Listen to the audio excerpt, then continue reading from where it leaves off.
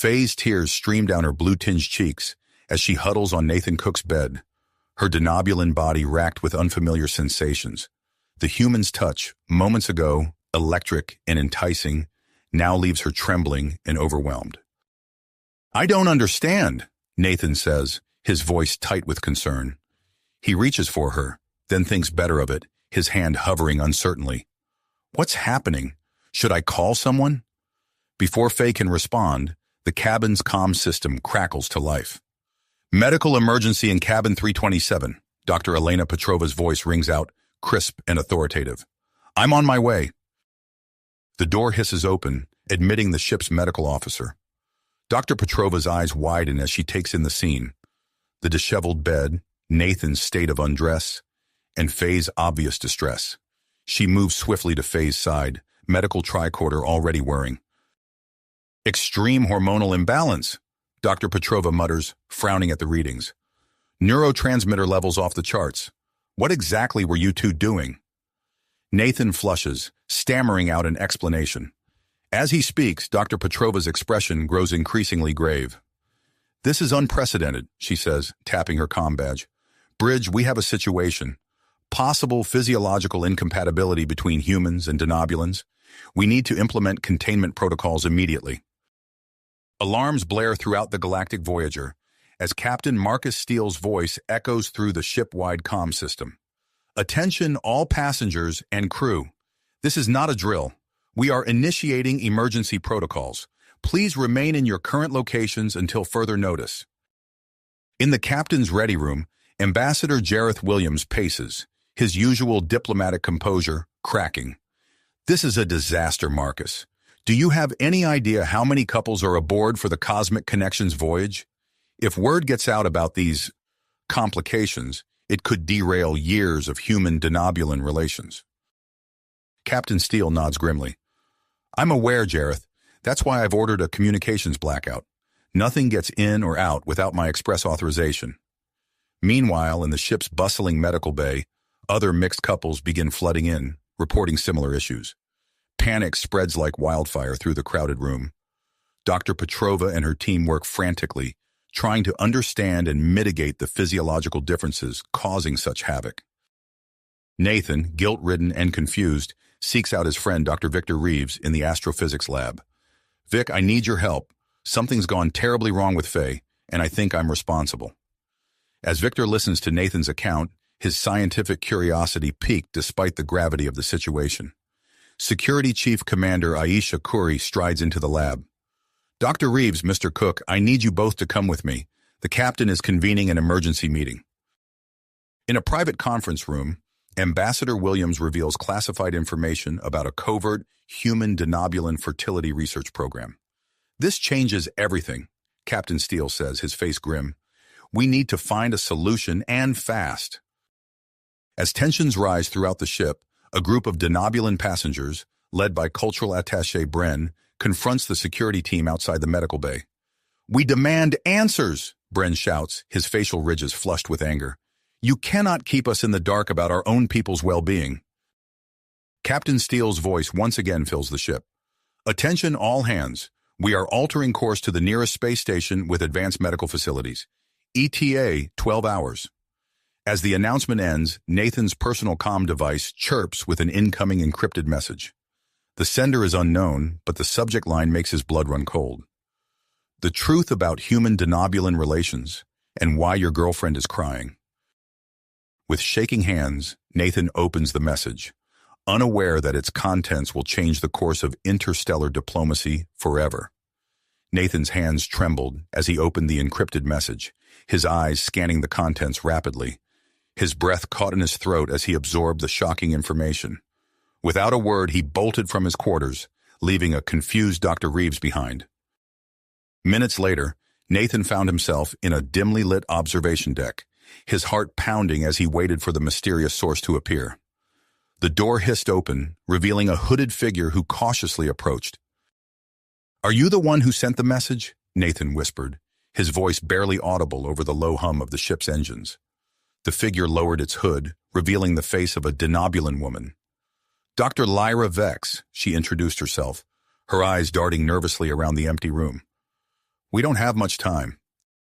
As Dr. Vex spoke, Nathan's world tilted on its axis. She revealed her past involvement in a classified human Denobulan fertility research program, its true purpose hidden behind layers of secrecy and lies.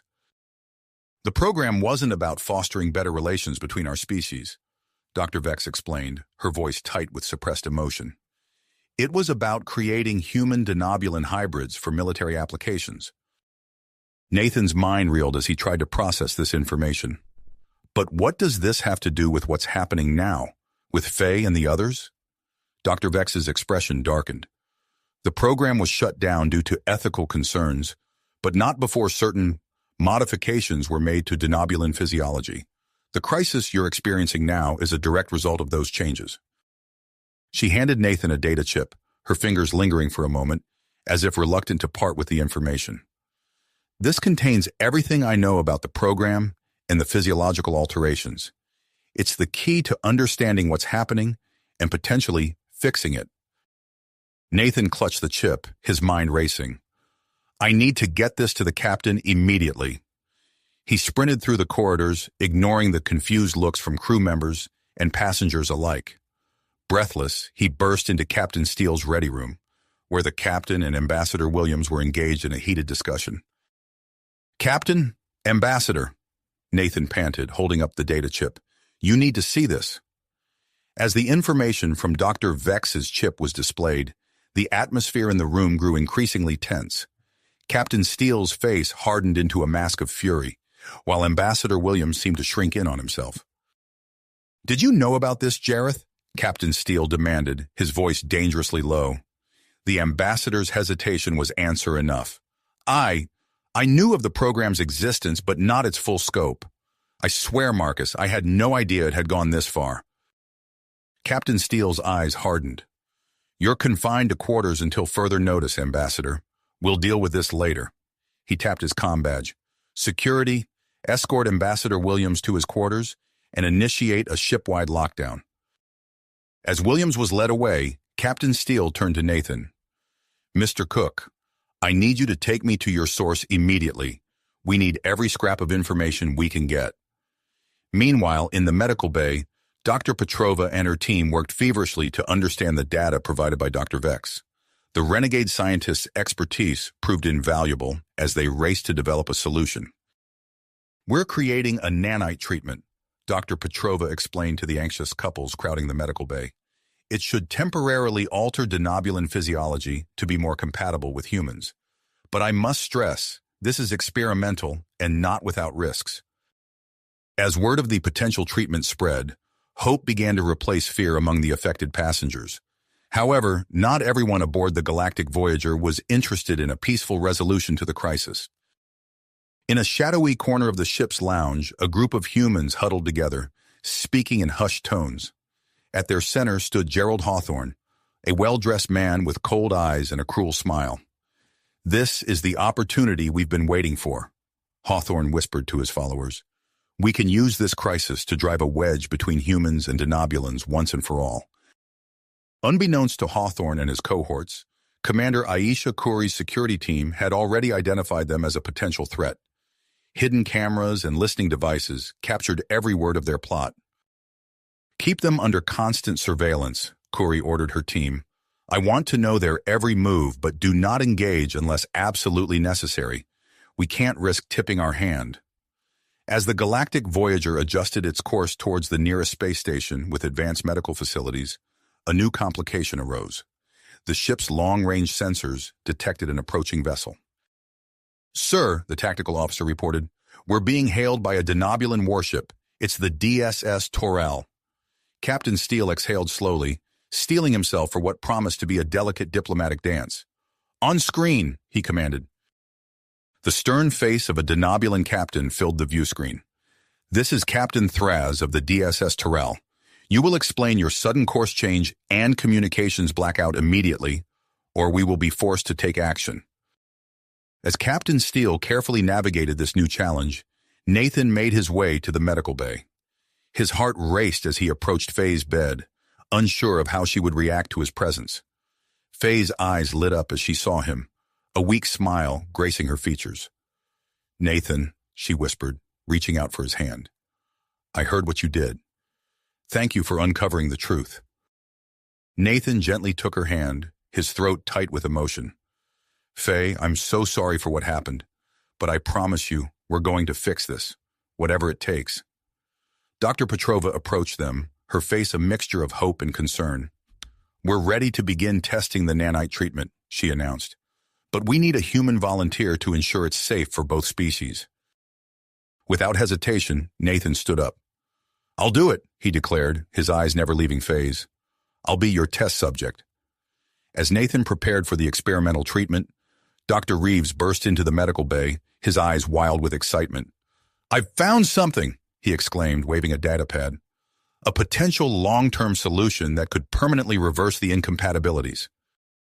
The room buzzed with renewed hope, but Dr. Reeves's next words tempered their excitement. The only problem is, it requires access to highly regulated genetic modification technology. It's illegal in most of known space. As the gravity of their situation settled over them, Captain Steele's voice came over the ship-wide comm system. Attention all hands, we are approaching the space station. All senior staff report to the bridge immediately for an emergency meeting.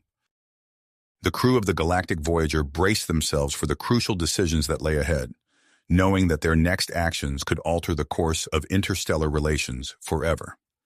As the Galactic Voyager approached the space station, Captain Marcus Steele stood on the bridge, his mind focused. The decision to dock took a toll on him, but he knew the advanced medical facilities were their best hope for resolving the crisis. Helm, initiate docking procedures, he commanded, his voice steady despite the tension in the air. The ship eased into its berth with a series of gentle thuds and metallic clanks. As soon as the airlock sealed, a team of human and Denobulan medical experts from the station boarded, their faces a mix of concern and professional curiosity.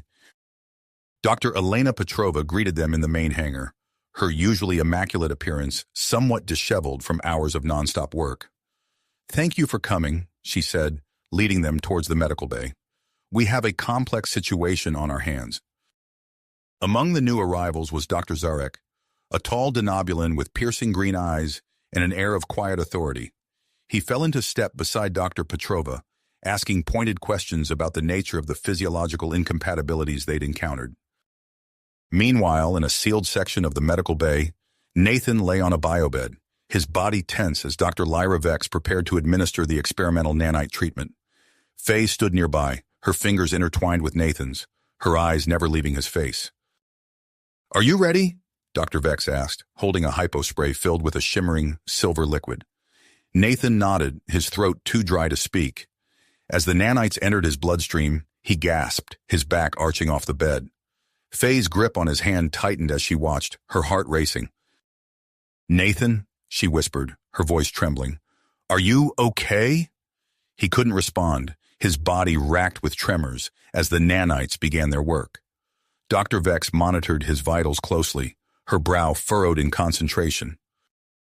Hours passed in a blur of pain and disorientation for Nathan. Faye remained by his side, speaking to him softly, her presence a beacon of comfort in the storm of his altered physiology. As Nathan's conditions stabilized, Dr. Petrova and Dr. Zarek entered the room, their faces alight with cautious optimism. The treatment appears to be working, Dr. Petrova announced, studying the readouts on Nathan's biobed. His body's compatibility with Denobulan physiology has improved significantly. Dr. Zarek nodded, his eyes gleaming with scientific curiosity. This is remarkable, he said, turning to Dr. Vex. Your work could have far-reaching implications for interspecies medicine. As news of the treatment's success spread throughout the ship, a renewed sense of hope began to take hold. Couples who had been separated by the crisis cautiously reunited, their joy tempered by the lingering fear of the unknown. However, not everyone aboard the Galactic Voyager shared in this optimism. In a dimly lit maintenance corridor, Gerald Hawthorne huddled with his followers, their faces twisted with anger and disgust. This is our chance, Hawthorne hissed, his eyes gleaming with fanatical intensity. We can expose this abomination to the entire galaxy. Humanity will finally see the danger of consorting with aliens. Unbeknownst to Hawthorne, Commander Aisha Khoury and her security team were closing in.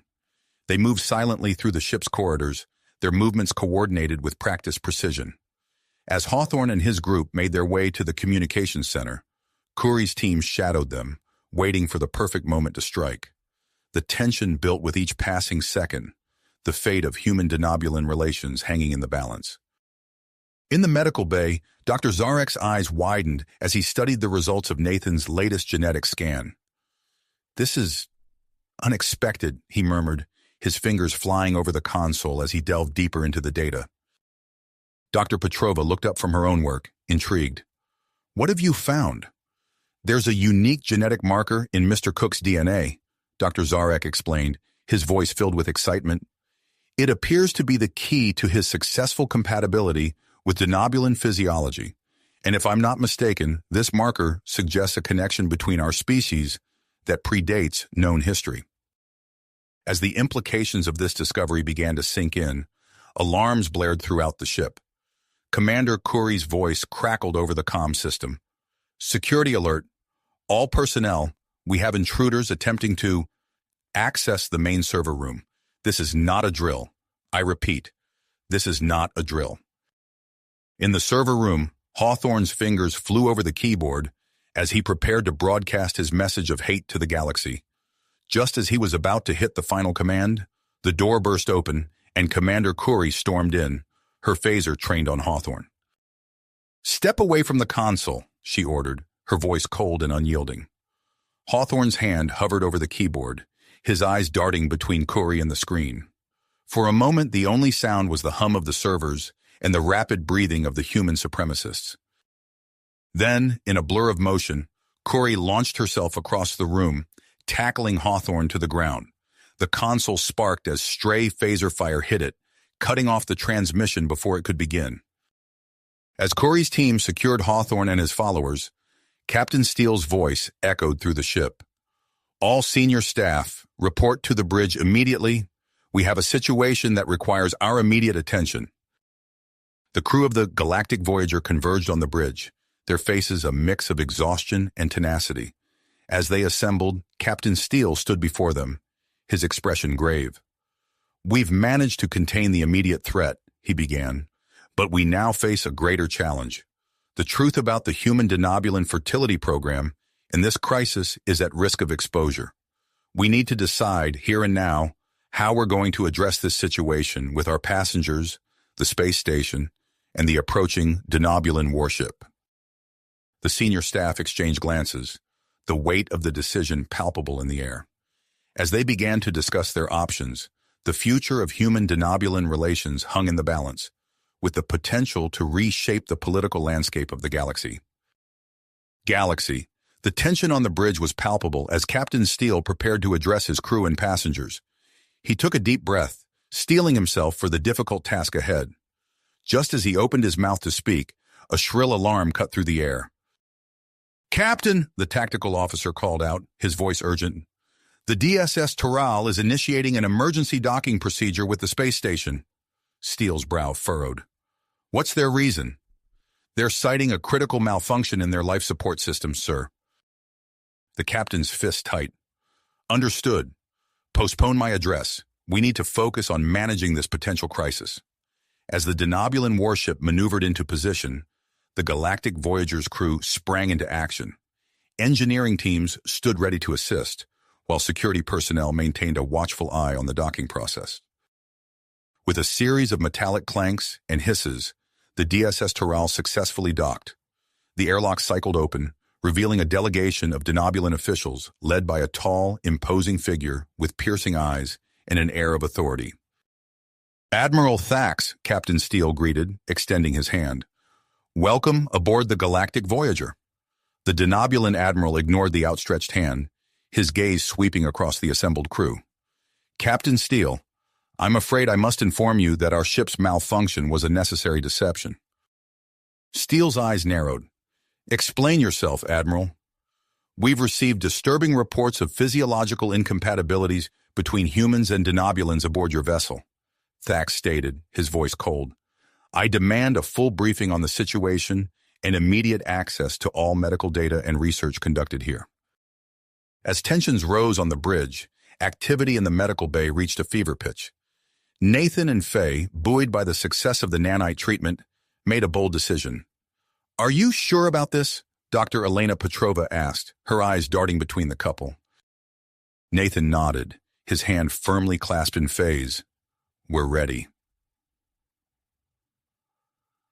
Under the watchful eyes of Dr. Petrova and Dr. Zarek, Nathan and Faye prepared for a controlled, intimate encounter. The air was thick with anticipation as medical scanners hummed, recording every physiological change. Their lips met, tentative at first, then with growing confidence. As their embrace deepened, the medical team held their breath, watching for any sign of adverse reaction. Minutes passed, and the couple separated, breathless but unharmed. Dr. Zarek's face split into a wide grin. "Remarkable. No negative effects detected. This is a significant breakthrough." The joy of their success was short-lived. Faye suddenly gasped, her skin flushing a deep red. I feel strange," she murmured, her voice weak. Dr. Zarek's eyes widened as he observed a faint luminescent glow spreading across Faye's skin. "Fascinating," he breathed. "I've only read about this in ancient medical texts." "What is it?" Nathan demanded, his voice tight with concern. "It's called the joining fever," Dr. Zarek explained, his fingers flying over a medical scanner. "A rare Denobulan physiological response to intense emotional and physical stimulation. It was thought to be extinct in modern Denobulans." As word of Nathan and Faye's successful encounter spread through the ship, a wave of hope and anxiety swept through the passengers. Human Denobulan couples flocked to the medical bay, demanding access to the nanite treatment. Dr. Lyra Vex worked tirelessly, producing batch after batch of the nanite solution. "We must proceed with caution," she warned the eager couples. "Each treatment needs to be calibrated to your specific genetic profile. This isn't a one-size-fits-all solution." Meanwhile, in the brig, Gerald Hawthorne sat in sullen silence. A guard's momentary distraction provided the opportunity he needed. With practiced ease, he slipped a hidden communication device from his sleeve and tapped out a coded message. As the guard returned, Hawthorne allowed himself a small, cruel smile. The device was confiscated, but it was too late. The message had been sent. On the bridge, Ambassador Jareth Williams stood before Captain Steele, his posture straight despite his recent confinement. "Captain, I believe I can help navigate this diplomatic minefield," he said, his voice steady. "But I need you to trust me." Steele studied the ambassador's face, weighing his options. Finally, he nodded. "What do you propose?" Williams outlined his plan for a joint human Denobulan research initiative, with the Galactic Voyager serving as a floating laboratory. As he spoke, Admiral Thax's expression shifted from skepticism to intrigue. "A bold proposal, Ambassador," Thax said, stroking his chin thoughtfully. "But how can we ensure equal access to the research?" "Full transparency," Williams replied without hesitation. "Denobulan scientists will have unrestricted access to all data. Every finding will be shared openly between our species." As the discussions continued, Nathan and Faye found themselves at the center of a whirlwind of activity.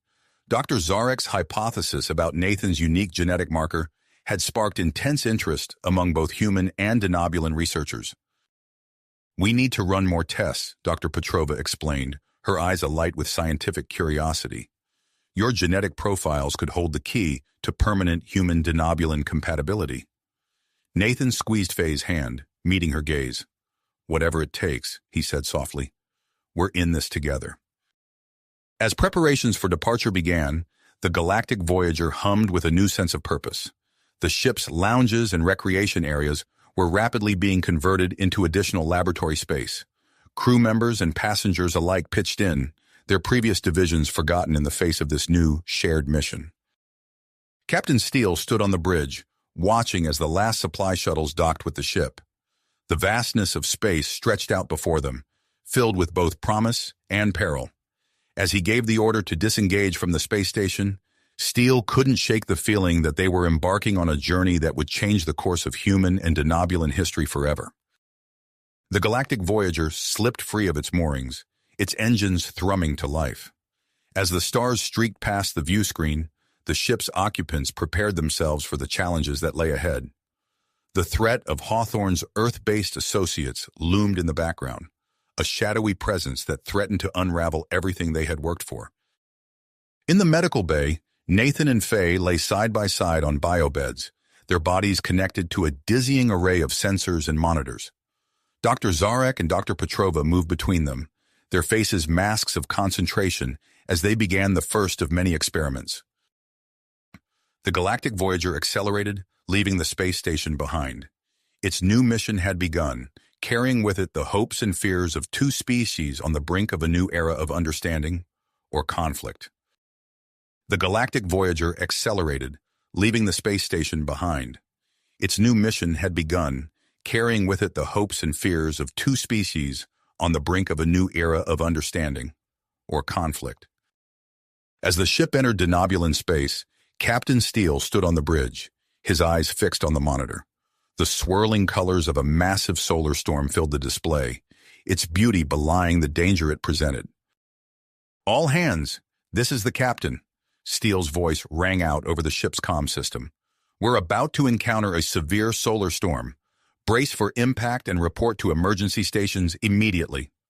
The ship shuddered as the first waves of intense radiation and electromagnetic pulses struck its hull. Alarms blared, and the bridge erupted into a flurry of activity. "Navigation systems are offline," Lieutenant Dak reported, his fingers dancing across his console. "Communications are down as well, sir." Steele gripped the arms of his chair. "Helm, full stop. Engineering, reroute all available power to the shields." In one of the newly converted research labs, Nathan and Faye found themselves cut off from the rest of the ship as the automatic lockdown systems engaged. The room's temperature began to rise rapidly, a result of the malfunctioning environmental controls. "We need to override the system," Faye said, her breath coming in short gasps as she worked at a nearby console. "The heat, it's getting unbearable." Nathan moved to her side, his skin brushing against hers as he reached for the controls. The contact sent a jolt through both of them, and Faye's skin began to glow with the telltale signs of the joining fever. "Faye, your skin—" Nathan's voice trailed off as he felt a surge of adrenaline course through his body. His senses sharpened, every detail of the room coming into crisp focus. In the medical bay, Dr. Petrova and Dr. Zarek monitored the couple's vital signs with growing excitement. "Look at these readings," Dr. Petrova exclaimed, pointing to a series of rapidly changing graphs on her screen. "The combination of the solar storm's radiation and their heightened emotional state is creating a unique biochemical reaction." Dr. Zarek nodded, his eyes wide. "It appears to be enhancing the effects of the nanite treatment. This could accelerate the process of physiological compatibility between our species." On the bridge, Ambassador Williams received an urgent, encrypted transmission. His face grew pale as he read its contents. "Captain," he called out, his voice tense, "we have a situation. Hawthorne's associates on Earth have leaked partial information about the fertility program to the media. It's causing a political firestorm on both planets." Admiral Thax, who had been assisting with the ship's navigation, turned sharply at this news. "This is unacceptable. I should withdraw Denobulan support for this entire initiative." Captain Steele stepped between them, his voice calm but firm. "Admiral, I understand your concern, but we may have a breakthrough that could change everything." Dr. Petrova, report. As Dr. Petrova explained the situation with Nathan and Faye, the ship's sensors began to beep urgently. "Captain, unidentified vessel approaching at high speed," Commander Curry reported. "They're not responding to hails and—" "Sir, they appear to be on a collision course with us." Steele's teeth gritted. "Red alert! Shields to maximum! Commander Curry, prepare defensive systems." In the research lab, Nathan and Faye's physiological changes reached a critical point. Their bodies emitted a soft, pulsating glow that spread throughout the room. "Nathan, look!" Faye gasped, holding out her hand. As she touched the lab's computer interface, the system responded instantly, bypassing the malfunctioning controls. Nathan placed his hand next to hers, and together they interfaced directly with the ship's systems. The lab doors slid open with a hiss. "We need to get to the bridge," Nathan said, grabbing Faye's hand. They raced through the corridors, their bodies still glowing as the ship rocked from another impact. On the bridge, Captain Steele was preparing to take evasive action when the doors slid open. Nathan and Faye burst in, their luminescent forms casting an otherworldly light across the command center. "Captain," Nathan called out, his voice resonating with newfound power. "We can help. We can interface directly with the ship's systems." The crew turned to face them in astonishment, realizing that the future of interspecies relations, and the fate of the galactic Voyager itself, might now rest in the hands of these two unlikely heroes. As Nathan and Faye approached the main control panel, the unidentified vessel loomed large on the screen, its weapons powered and locked on the galactic Voyager. The next few moments would determine not only their survival, but the course of human-Denobulan relations for generations to come. As Nathan and Faye approached the main control panel, their luminescent forms cast an otherworldly glow across the bridge. The unidentified vessel loomed ominously on the screen, its weapons locked on the galactic Voyager. "Captain," Nathan called out, his voice resonating with newfound power, "we can interface directly with the ship's systems." Captain Steele, momentarily stunned by their appearance, quickly regained his composure. "Do it," he ordered, his voice firm and decisive. Without hesitation, Nathan and Faye placed their hands on the nearest control panels. The effect was instantaneous. The ship's computer responded to their touch, bypassing damaged systems and restoring full functionality to the galactic Voyager's defensive capabilities. Alarms blared as the attacking vessel launched its first volley. "Brace for impact," Commander Curry shouted. But the expected collision never came. Nathan and Faye, their bodies pulsing with energy, had activated the ship's shields mere seconds before the barrage of energy weapons struck. The bridge crew watched in awe as the attacks dissipated harmlessly against the newly reinforced defenses. The attacker, caught off guard by the sudden defense, veered off course. As it banked sharply, its sleek, unmarked hull became visible. Commander Curry's eyes widened in recognition. "Sir, that's an Earth vessel. Black Ops design. It must be Hawthorne's associates." Captain Steele's lips pursed. "Evasive maneuvers, Commander. Let's show them what this ship can do." As Curry initiated the maneuvers, Nathan and Faye remained connected to the ship's systems. Their symbiotic link allowed for unprecedented control and responsiveness. The galactic Voyager moved with grace and agility that belied its size, effortlessly dodging the attacker's renewed assault. In the medical bay, Dr. Petrova and Dr. Zarek huddled over their instruments, analyzing the data streaming in from Nathan and Faye's biometrics. "Elena, look at this," Dr. Zarek said, his voice filled with excitement. "Their DNA is undergoing rapid mutations. It's enhancing their compatibility and strengthening their connection to both human and Denobulan technology." Dr. Petrova nodded, her eyes gleaming. "This could be the breakthrough we've been searching for. We need to get them back here for a full analysis as soon as possible." On the bridge, Admiral Thax watched the unfolding chase with a mixture of awe and concern. The effectiveness of Nathan and Faye's abilities was undeniable. He tapped his communicator. "DSS Toral, this is Admiral Thax. Move to intercept and provide support to the galactic Voyager." The pursuing vessel, now caught between two ships, launched a desperate final assault. A powerful electromagnetic pulse streaked towards the galactic Voyager. "EMP incoming!" Lieutenant Dax shouted. Nathan and Faye, still glowing and connected to the ship, instinctively braced themselves. As the pulse struck, they absorbed its energy through their bodies. The bridge crew shielded their eyes as Nathan and Faye's skin shimmered with an intense, multicolored light. In that moment, Nathan and Faye experienced a profound connection. Their minds merged, each gaining insight into the other's thoughts and emotions. This shared consciousness allowed them to work in perfect harmony, rapidly repairing the ship's damaged systems and implementing upgrades that had previously existed only in theory. The galactic Voyager emerged from the attack, transformed. Intricate, glowing patterns adorned its hull, mirroring the changes in Nathan and Faye's bodies. The ship hummed with newfound power and efficiency. As the immediate danger passed, the attacking vessel retreated, disappearing into the vastness of space. The bridge erupted in a mixture of cheers and stunned silence. Captain Steele approached Nathan and Faye, who were still connected to the control panels. Outstanding work, you two. How do you feel? Nathan and Faye turned to face the captain, their eyes glowing with an inner light. When they spoke, their voices resonated in perfect unison. We are more, Captain. We understand each other, the ship, in ways we never thought possible. Ambassador Williams stepped forward, his diplomatic mind already racing. Captain, we need to address the public concerns about the interspecies program. Nathan and Faye's transformation could be the proof we need to show the positive potential of human Denobulan cooperation. Dr. Petrova and Dr. Zarek approached, their faces alight with scientific curiosity. Captain, Dr. Petrova began, we need to run a full battery of tests. The implications of this transformation are staggering. It could lead to revolutionary advances in medicine, technology, and interspecies communication. Captain Steele nodded, then turned to Admiral Thax. Admiral, given these developments, I believe we need to alter our course. Do you concur?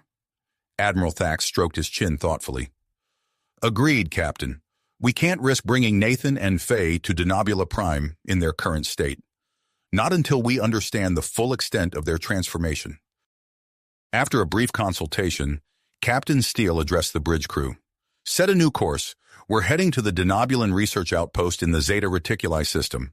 It's remote, well-equipped, and secure. The perfect place to conduct our studies. As the Galactic Voyager changed course, Nathan and Faye found themselves at the center of attention.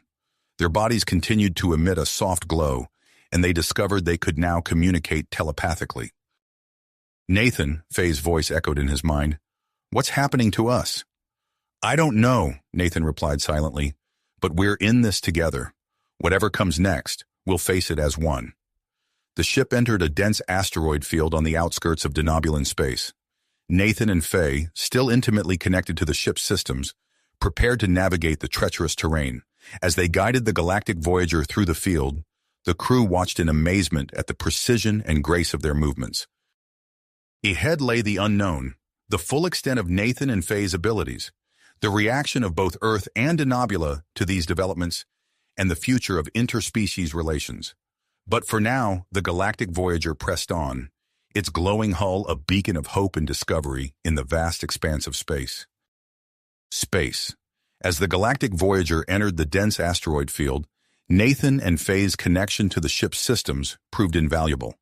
Their enhanced abilities allowed for precise maneuvering through the treacherous terrain, showcasing the potential benefits of their unique symbiosis.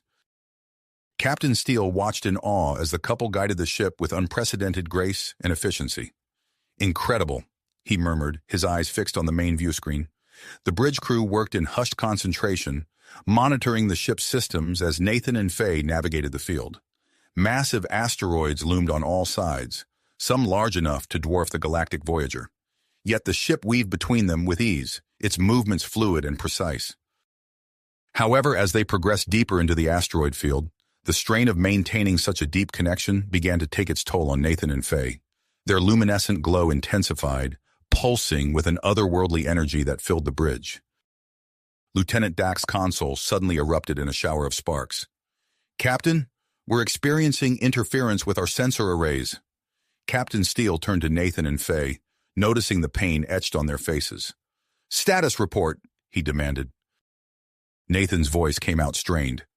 Captain, we can't maintain this connection much longer. The ship's systems are overloading. Faye's body trembled with the effort of staying linked to the ship. It's too much, she gasped. Without hesitation, Captain Steele made his decision. Disconnect them from the main systems. Now! As the connection was severed, Nathan and Faye collapsed to the floor.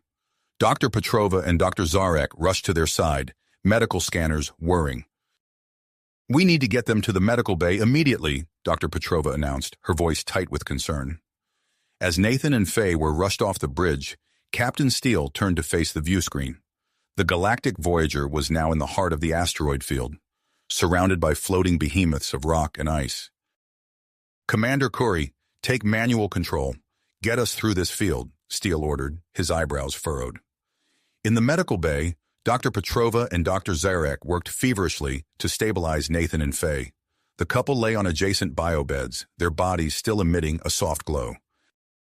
"Elena, look at this," Dr. Zarek called out, his eyes wide as he studied the readouts on his medical tricorder. "Their genetic structure is continuing to evolve. It's incorporating elements of both human and Denobulan DNA in ways I've never seen before." Dr. Petrova leaned in, her brow furrowed as she examined the data. "This is unprecedented. We need to inform the captain immediately." On the bridge, the atmosphere was tense as Commander Curry navigated the treacherous asteroid field. The ship shuddered as a smaller rock glanced off their shields. "Shields holding at 82%, Lieutenant Dack reported. Admiral Thax, who had been silently observing, stepped forward. "Captain, given these new developments, I believe we need to alter our course once again." Captain Steele turned to face the Admiral. "What do you suggest?" "I'm contacting the Denobulan Science Council," Thax replied, his fingers dancing over a communications panel. "We need emergency clearance to access a top-secret research facility known as the Nexus." Ambassador Williams raised an eyebrow. "The Nexus? I've heard whispers, but I thought it was just a rumor." Thax shook his head. "It's very real, Ambassador. A hidden moon orbiting a gas giant in Denobulan space.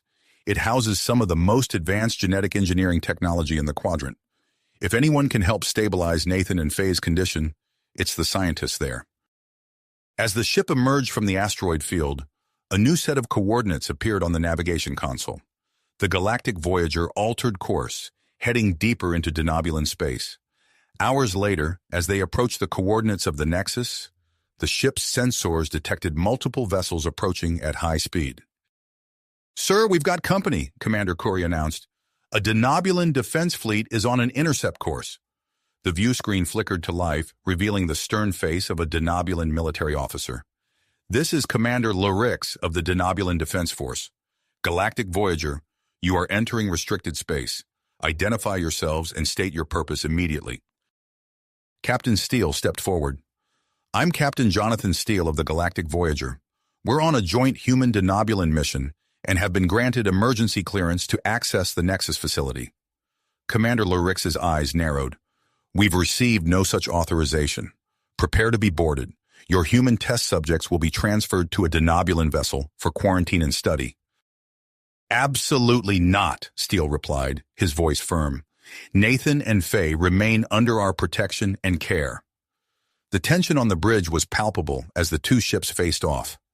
Ambassador Williams moved to Captain Steele's side, speaking in a low voice. "Captain, if I may, perhaps we can negotiate a compromise." Steele nodded, and Williams addressed Commander Lorix. "Commander, we propose that a joint human Denobulan research team be allowed to study Nathan and Faye aboard the Nexus. This situation presents a unique opportunity for cooperation between our species." As the negotiations continued, a commotion from the medical bay interrupted the tense standoff. Dr. Petrova's voice came over the intercom, filled with urgency. "Captain, Nathan and Faye are experiencing some kind of power surge. We can't contain it." Suddenly, a wave of energy pulsed through the ship. The lights flickered, and every system momentarily went offline. On the display, the Denobulan fleet experienced the same phenomenon, their ships drifting powerless in space. As quickly as it had come, the energy dissipated. Systems came back online, but something had changed. The weapon systems on both the Galactic Voyager and the Denobulan fleet remained offline. Commander Lorix's face reappeared on the console, his expression a mixture of awe and concern. "What was that?" he demanded. Captain Steele, equally shocked, replied honestly, "I believe that was a demonstration of why we need to work together, Commander. Will you allow us to dock at the Nexus?" After a moment of tense silence, Commander Lorix nodded. "Very well, Captain. You have clearance to proceed, but be warned, we'll be watching your every move." As the Galactic Voyager approached the Nexus, the crew gasped in amazement. The facility was massive, a technological marvel hidden within the cratered surface of the moon. The ship entered a cavernous hangar, surrounded by equipment and technology beyond anything they had ever seen. In the medical bay, Nathan and Faye lay motionless, their bodies still glowing softly. Dr. Petrova and Dr. Zarek prepared to transfer them to the Nexus's primary genetic research lab. their minds racing with the possibilities that lay ahead. As the ship settled into its docking bay, Captain Steele turned to his crew. "We've made it this far," he said, his voice filled with cautious optimism. "Now, let's see what secrets the Nexus holds for us." His words carried a mix of willpower and apprehension, reflecting the gravity of their situation. As the galactic Voyager docked within the Nexus, the crew's attention was divided between the awe-inspiring facility and the urgent matter at hand. Dr. Petrova and Dr. Zarek carefully transferred Nathan and Faye to the primary genetic research lab, their glowing forms drawing curious glances from the Denobulan scientists. The following hours were a flurry of activity as human and Denobulan scientists collaborated, poring over data and conducting tests on Nathan and Faye. Captain Steele found himself in a series of tense meetings with Commander Lyrix and the facility's head researcher, Dr. Vexora. "The genetic changes in your crew members are accelerating at an alarming rate," Dr. Vexora explained, her expression grave. "If we don't find a way to stabilize them soon, the transformation may become irreversible." It was during one of these meetings that Admiral Thax proposed a daring plan. "There's a gas giant in a nearby system," he revealed, his voice low. "It emits a rare form of radiation that our research suggests could be the key to stabilizing the human-Denobulan genetic merger." Captain Steele leaned forward, his interest piqued. "And you think this radiation could help Nathan and Faye?" Admiral Thax nodded. "It's a long shot, but it might be our best chance. The problem is, we'd need to collect samples from the planet's core." The room fell silent as the implications sank in. Commander Lyrix was the first to speak. "That's suicide. The pressure alone would crush any ship before it got halfway to the core." "Not necessarily," Chief Engineer Tara Chen interjected, her mind already racing with possibilities. "With some modifications, we might be able to reinforce a shuttle to withstand the pressure. It wouldn't be pretty, but it could work." Captain Steele's gaze swept across the room, taking in the determined faces of his crew and their Denobulan counterparts. "All right," he said finally. "Let's do it." The next few days were a whirlwind of activity. Chief Engineer Chen and her team worked around the clock to modify a shuttle, reinforcing its hull and upgrading its shielding systems. They dubbed the modified craft the Catalyst, a fitting name for a vessel that could hold the key to Nathan and Faye's future. Meanwhile, Dr. Petrova and Dr. Zarek labored tirelessly in the lab, developing a stabilizing agent to slow down Nathan and Faye's genetic changes. Their breakthrough came just in time, giving the couple a temporary reprieve from their rapidly evolving physiology. As the departure date approached, Captain Steele assembled the crew for the Catalyst's perilous mission. Nathan and Faye were joined by Dr. Petrova, Lieutenant Kira Yoshida, an expert pilot with experience in extreme environments, and Lieutenant Commander Brell, a trusted Denobulan science officer insisted upon by Admiral Thax. The night before the launch, a security breach threw the mission into jeopardy. Commander Aisha Khoury's voice crackled over the intercom, her tone urgent. "Captain, we've apprehended a saboteur, Ensign Mark Reeves. He managed to damage the Catalyst's long-range communication array before we caught him." Captain Steele's eyes sharp. "Hawthorne's people?" he asked, though he already knew the answer. "It seems likely, sir," Khoury confirmed. Despite the setback, the mission was too crucial to delay. As dawn broke over the Nexus, the Catalyst prepared for launch. Nathan and Faye boarded the shuttle, their bodies emitting a soft glow that seemed to pulse in sync with the ship's systems. Captain Steele watched from the control room as the shuttle's engines flared to life. "Godspeed," he murmured, as the Catalyst detached from the facility and began its journey towards the gas giant. The descent into the planet's atmosphere was turbulent, to say the least. Lieutenant Yoshida's hands flew over the controls, her face a mask of concentration as she guided the shuttle through swirling clouds of vibrant gases. "Hull integrity holding at 92%, Dr. Petrova reported, her eyes fixed on the readouts. "Environmental systems stable." As they plunged deeper into the planet's atmosphere, Nathan and Faye felt a strange sensation wash over them. Their connection to the shuttle systems intensified, and they found themselves instinctively working in tandem with Lieutenant Yoshida to navigate the treacherous currents. Suddenly, the shuttle's sensors blared a warning. "Massive object detected ahead," Lieutenant Commander Brell announced, his voice tinged with disbelief. It's alive. Through the viewport, the crew watched in awe as a colossal creature came into view. It resembled a translucent jellyfish, its body spanning several kilometers. Tendrils of energy crackled along its surface, reaching out towards the catalyst. "It's a gas giant leviathan," Brel breathed, his eyes wide with wonder. They were thought to be extinct. Before anyone could react, the creature's tendrils enveloped the shuttle. The ship's systems fluctuated wildly, and Nathan and Faye felt a surge of energy course through their bodies. Acting on instinct, they clasped hands, their individual auras merging into a single pulsing field that enveloped the entire shuttle. In that moment, something extraordinary happened. Nathan and Faye found themselves connected not just to each other in the ship, but to the Leviathan itself. A flood of images and sensations washed over them, conveying the creature's ancient wisdom and its role as guardian of the gas giant's core. "It thinks we're a threat," Faye gasped, her voice strained with the effort of maintaining the connection.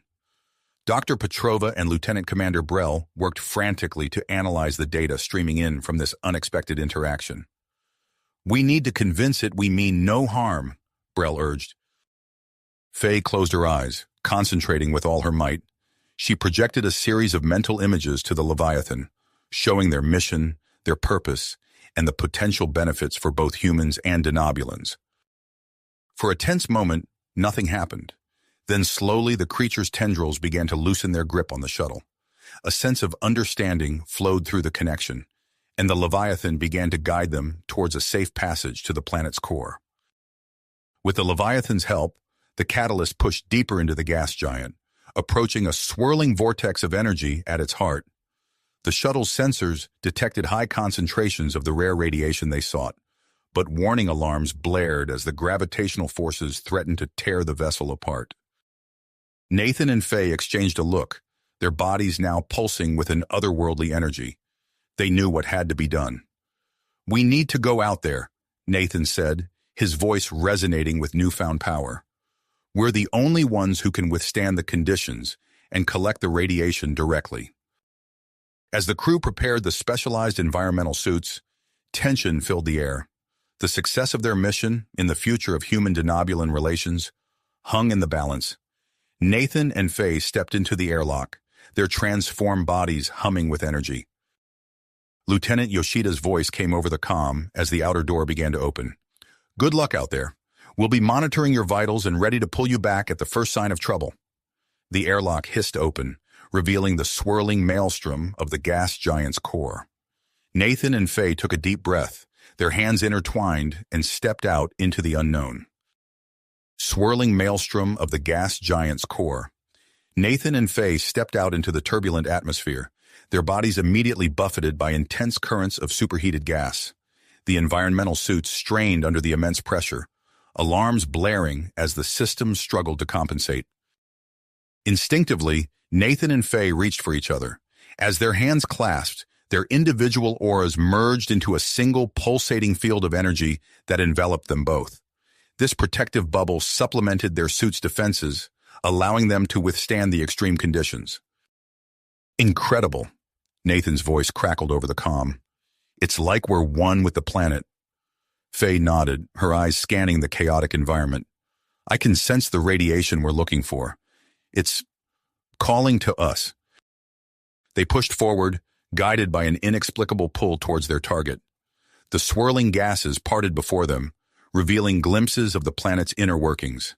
Massive lightning bolts arced between layers of metallic hydrogen, while rivers of liquid helium flowed in mesmerizing patterns. As they descended deeper into the core, a massive shape loomed before them. At first, Nathan thought it was another gas giant Leviathan, but as they drew closer, the true nature of the object became clear. "Faye, are you seeing this?" Nathan's voice was filled with awe. Floating within the turbulent core was an enormous structure, its surface covered in intricate glowing patterns that pulsed with an otherworldly energy. The patterns bore a striking resemblance to those now adorning Nathan and Faye's skin. "It's not natural," Faye observed. "This was built by someone, or something." As they approached, a section of the structure's surface shifted, revealing a previously hidden entrance. The opening created a pressurized chamber, beckoning them inside. "Should we risk it?" Nathan asked, his heart racing with a mixture of excitement and apprehension. Faye squeezed his hand. "We've come this far. Whatever's in there might hold the key to everything." They entered the chamber, the airlock sealing behind them with a soft hiss. As the pressure equalized, they found themselves in a vast circular room filled with technology beyond their wildest imaginations. Holographic displays flickered to life around them, showing images of various alien species, including what appeared to be early humans and Denobulans. "Look," Faye pointed to the center of the chamber. A towering pillar of swirling energy dominated the space, its radiance matching the signature they had been tracking. As they moved closer to the pillar, the entire structure began to transform. Walls shifted, new passageways opened, and long-dormant systems hummed to life. Nathan and Faye watched in amazement as the ancient machinery awakened. "It's responding to our presence," Nathan realized. "But why us?" Before Faye could respond, a surge of energy from the central pillar washed over them. Their suits' sensors went haywire as their bodies began to absorb the radiation directly. Nathan watched in astonishment as his skin became translucent, revealing intricate patterns of light flowing through his veins. Faye experienced the same transformation, her body pulsing with newfound power. Their mental connection deepened, allowing them to interface directly with the ancient technology surrounding them. Images and data flooded their minds, fragments of a long-lost history unfolding before them. "Nathan!" Faye gasped, her eyes wide with realization. "This place, it's a nexus point. It was built by an ancient galactic civilization that included our ancestors." Nathan nodded, processing the information streaming through their shared consciousness. They had mastered interspecies compatibility, but something went wrong. This structure was created as a failsafe, waiting for the right moment to reactivate. As they worked to collect samples of the rare radiation, their enhanced abilities allowed them to delve deeper into the structure's systems. They uncovered more about the ancient civilization's fall and the purpose of this hidden nexus. Suddenly, the chamber shuddered violently. The energy pillar at its center began to pulse erratically, releasing powerful bursts of radiation. "The structure's destabilizing!" Faye shouted over the growing chaos. "We need to get out of here!" They raced through collapsing corridors, using their newfound connection to the structure to navigate the shifting maze. Debris rained down around them as they made their way back to the entrance. Just as they reached the airlock, a massive tremor shook the entire complex. Nathan and Faye stumbled inside, sealing the door behind them just as the structure began to implode. The resulting shockwave propelled them violently back towards the catalyst. Their merged energy fields strained under the onslaught, barely holding together as they hurtled through the gas giant's turbulent atmosphere. Through the chaos, they caught sight of the catalyst maneuvering towards them. Lieutenant Yoshida's expert piloting brought the shuttle in close, its airlock opening at precisely the right moment. Nathan and Faye tumbled inside, their protective field collapsing as they hit the shuttle's floor. Exhausted and overwhelmed, they lay there as the catalyst began its ascent, their bodies still pulsing with otherworldly energy. Dr. Petrova rushed to their side, her face a mix of concern and amazement. "My God," she breathed, taking in their transformed appearance. "What happened down there?" Nathan managed a weak smile, holding up a container filled with glowing material. "We got the samples," he said, "and so much more." As the catalyst raced back towards the galactic Voyager and the Nexus, the crew knew they were carrying knowledge that could change everything. But as Dr. Petrova began analyzing the radiation samples and Nathan and Faye's biometric data, one question loomed large. Could they stabilize the couple's rapidly advancing transformation before it was too late?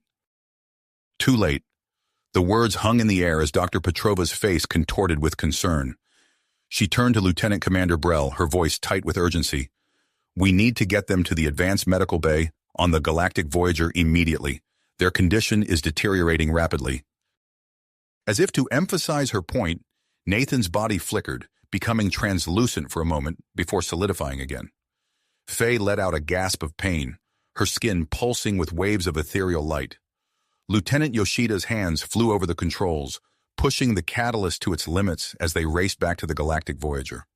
The shuttle shuddered under the strain, but held together as they approached the larger ship.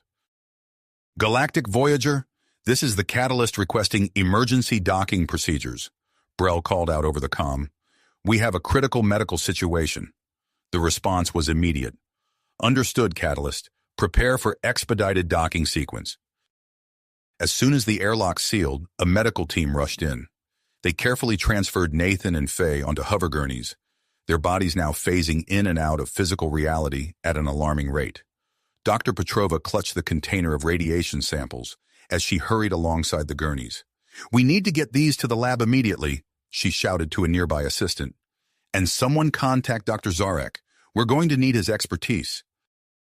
In the advanced medical bay, controlled chaos reigned. Dr. Zarek arrived moments after Nathan and Faye, his Denobulan features set in steadfast perseverance. He quickly conferred with Dr. Petrova, their voices low and urgent as they examined the data streaming in from the various monitoring devices.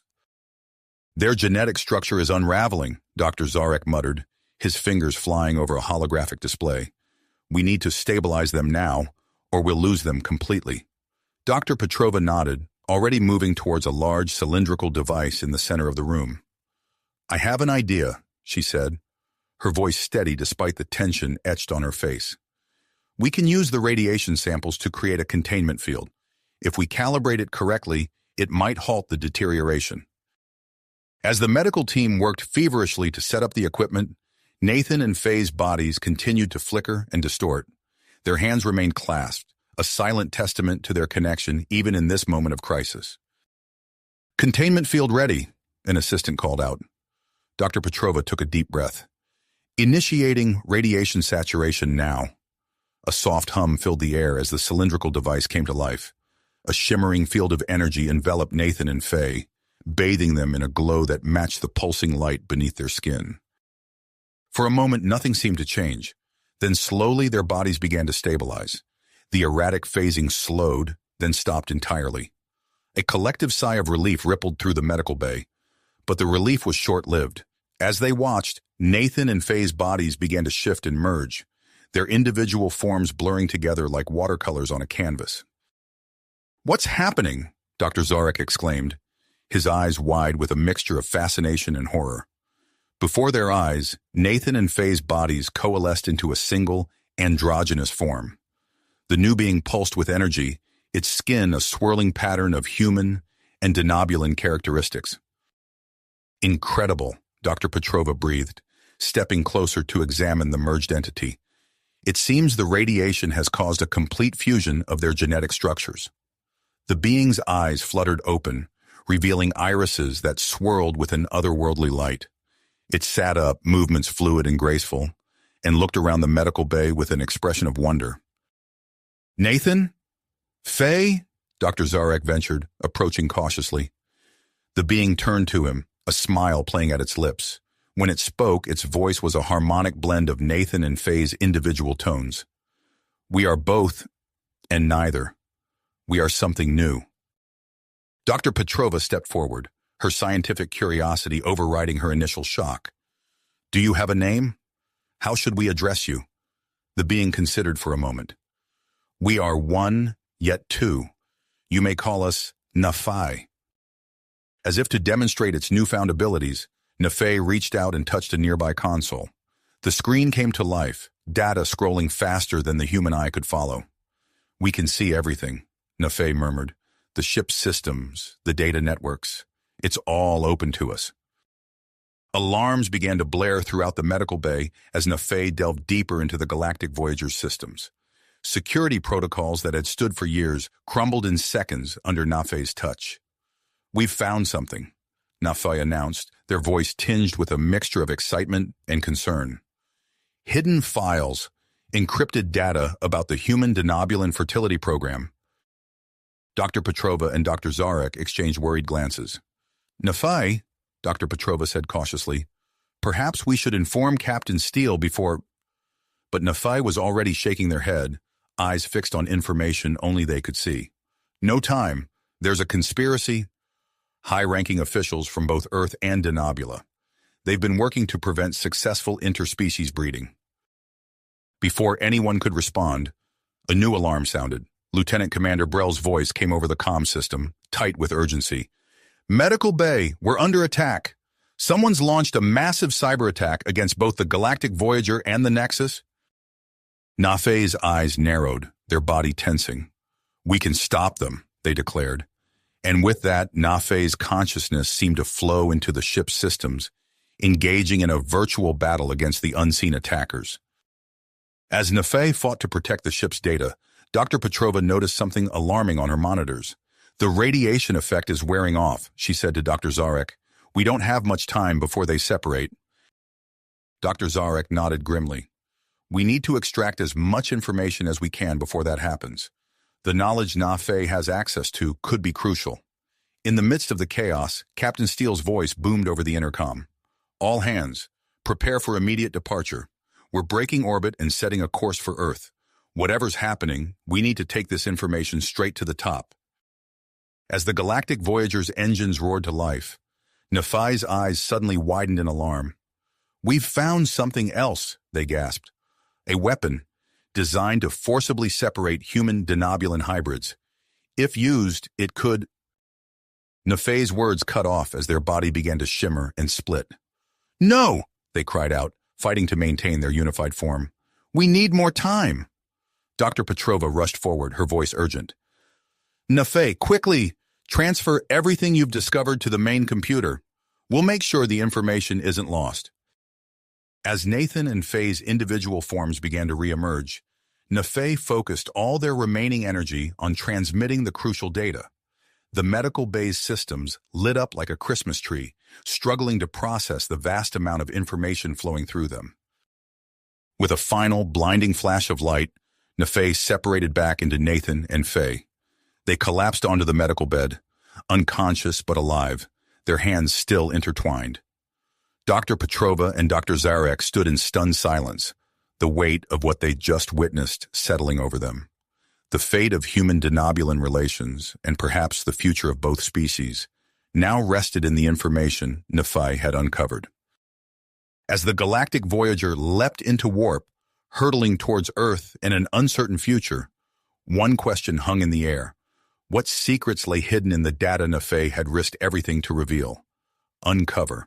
As the data transfer completed, the medical bay's systems dimmed, struggling under the weight of the massive influx of information. Nathan and Faye's bodies shimmered one last time before fully separating. They lay still on the medical bed, their hands intertwined, as Dr. Petrova and Dr. Zarek rushed to their side. Vital signs stabilizing, Dr. Zarek announced, his eyes fixed on the monitoring equipment. But their brain activity is off the charts. Dr. Petrova nodded, her brow furrowed in concentration. Let's get them to separate beds for a full scan. As the medical team carefully moved Nathan and Faye, alarms began blaring throughout the ship. Lieutenant Commander Brell's voice crackled over the intercom, tinged with urgency. Dr. Petrova, we're experiencing system-wide instabilities. The data you received is degrading rapidly. Dr. Petrova's eyes widened. No, no, no, she muttered, rushing to the nearest console. Her fingers flew over the controls as she attempted to salvage the information. Dr. Zarek, I need you here. We have to preserve as much of this data as we can. As the two scientists worked feverishly, Captain Steele's voice boomed through the ship. All hands, this is the captain. We're setting course for Earth at maximum warp. Brace for potential turbulence. The Galactic Voyager lurched as it accelerated, pushing its engines to their limits. In the medical bay, Dr. Petrova and Dr. Zarek fought to maintain their balance, while racing against time to save the critical data. There, Dr. Zarek exclaimed, pointing at a section of code on the screen. I've isolated information about the weapon designed to separate human Denobulan hybrids. We need to focus on preserving this. As they worked, Nathan stirred on his bed. His eyes fluttered open, glowing faintly with residual energy. Faye, he called out, his voice hoarse. Across the room, Faye's eyes snapped open in response. Nathan, she replied, but her lips didn't move. Nathan sat up, startled. I heard you, but... In my mind? Faye turned to face him, her expression a mix of confusion and wonder. "I can hear you too, and I can feel what you're feeling." Dr. Petrova approached them, her face etched with concern and curiosity. "It seems your mental connection persists, even after physical separation. This could be crucial. We're losing data from your merged state. Can you remember anything?" Nathan and Faye closed their eyes, concentrating. Images flashed between them. Schematics, encrypted files, fragments of conversations. "There's so much," Faye said, her voice strained. "It's like trying to hold onto water." "Focus on the weapon," Dr. Zarek urged. "Anything you can recall about its design or purpose." As Nathan and Faye sifted through their shared memories, the ship shuddered violently. Commander Curry's voice came over the intercom. "Captain, we've detected multiple vessels in pursuit. Mix of Earth and Denobulan ships." Captain Steele's response was immediate. "Evasive maneuvers. Divert all non-essential power to engines and shields." In the medical bay, equipment rattled as the ship veered sharply. Dr. Petrova steadied herself against a bed. "We need to move quickly. Nathan, Faye, anything you can tell us about the weapon could be vital." Nathan's eyes snapped open, glowing brightly. "It targets specific genetic markers," he said, his voice overlapping with Faye's as she spoke simultaneously. "Designed to unravel the bond between human and Denobulan DNA." Dr. Zarek's fingers flew across his console, inputting the information. "This could be the key to developing a countermeasure," he muttered. Another violent shake rocked the ship. Captain Steele's voice crackled through the intercom. "All hands, prepare for potential confrontation. We're approaching Earth's solar system." Nathan and Faye exchanged a look, a silent understanding passing between them. "We can help," Faye said, standing up. Her skin emitted a soft, pulsing glow. "How?" Dr. Petrova asked, eyeing them warily. "The ship," Nathan explained, his body beginning to glow in sync with Faye's. "We can interface with its systems again, give us an edge against our pursuers." Before Dr. Petrova could protest, Nathan and Faye were already moving towards the door. "We need to get to the control center," Faye said, her voice filled with grit. As they raced through the corridors, the ship around them hummed with energy. Panels lit up as they passed, responding to their presence. Crew members stared in awe at their glowing forms. They burst into the control center, where Captain Steele was coordinating the ship's defenses. He turned, startled by their entrance. "What in the world?" "Captain," Nathan interrupted, "we can help. Let us interface with the ship's systems." Steele hesitated for a moment, then nodded. "Do it," he ordered. Nathan and Faye approached the main control panel, their bodies glowing ever brighter. As they placed their hands on the console, energy surged through the ship. Displays flickered and sharpened, systems optimized in the blink of an eye. "Incredible," Commander Curry breathed, watching as the ship's capabilities expanded before her eyes. Outside, Earth's defense fleet appeared on the long-range scanners, moving to intercept both the galactic Voyager and its pursuers. Captain Steele leaned forward, his eyes fixed on the approaching confrontation. "This is it," he said grimly. "Everything we've discovered, everything we've become, it all comes down to this moment." Nathan and Faye stood at the heart of the control center, their bodies pulsing with ancient alien energy, ready to face whatever challenges lay ahead. The fate of human-Denobulan relations hung in the balance as the galactic Voyager raced towards its final confrontation. Confrontation. The ship's systems hummed with newfound power as Nathan and Faye's consciousness merged with the galactic Voyager's core. Captain Steele's voice rang out, clear and commanding. "All hands to battle stations. Prepare for engagement." The pursuing ships closed in rapidly, their weapons primed and ready.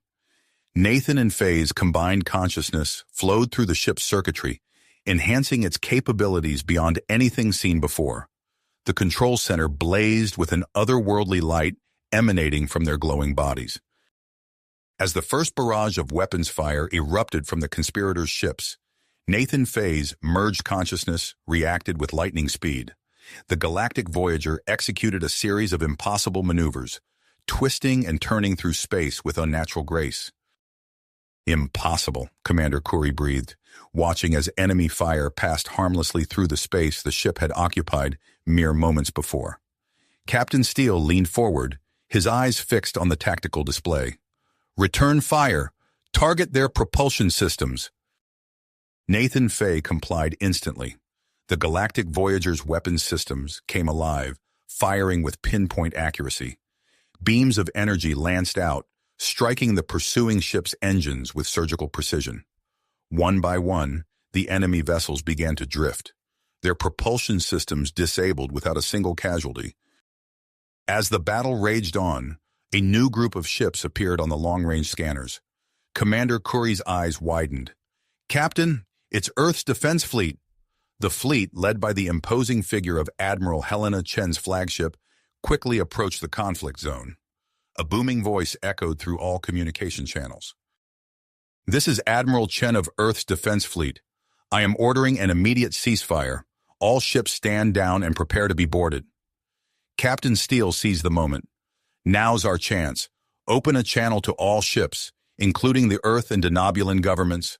We're broadcasting everything." With Nathan Fay's assistance, the evidence of the conspiracy flooded every communication channel in the vicinity.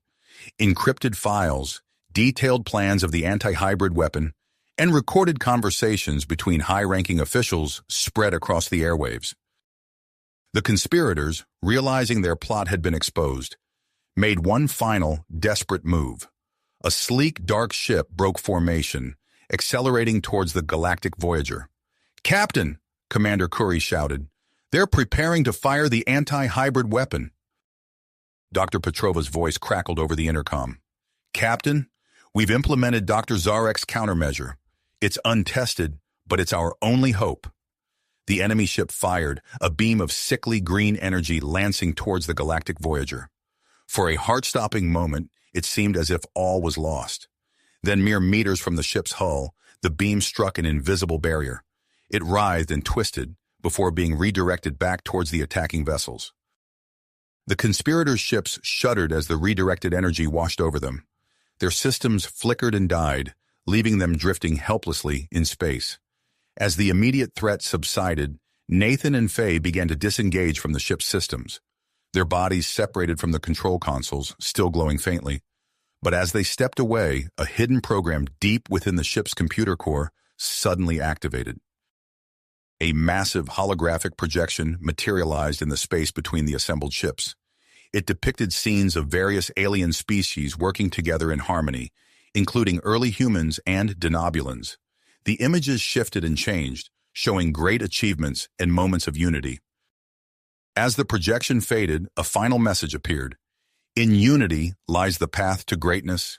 Together, we are more than the sum of our parts."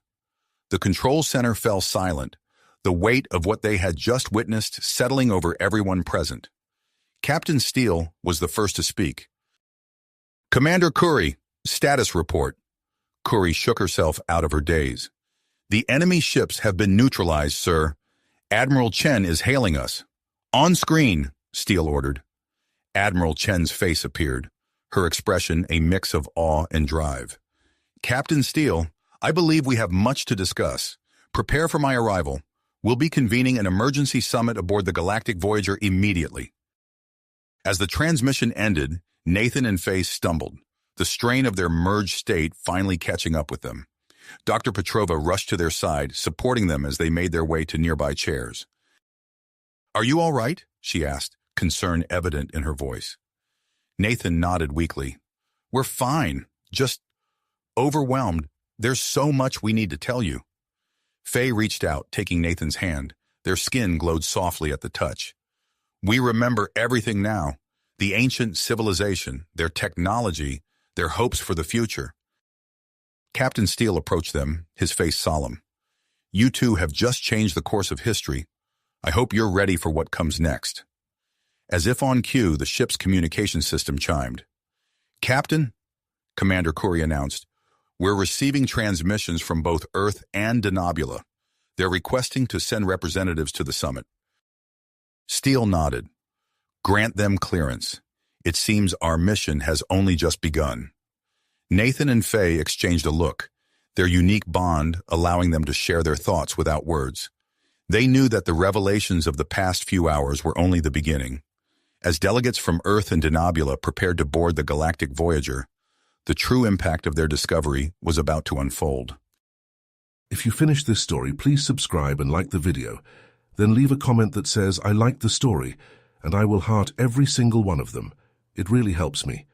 Thank you for your time.